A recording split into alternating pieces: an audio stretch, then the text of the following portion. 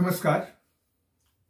जर तुम्हाला चांगले जीवन जगायचे असेल, जर तुम्हाला चांगले जीवन जगायचे असेल तर रोज तुम्हाला धावावं लागेल.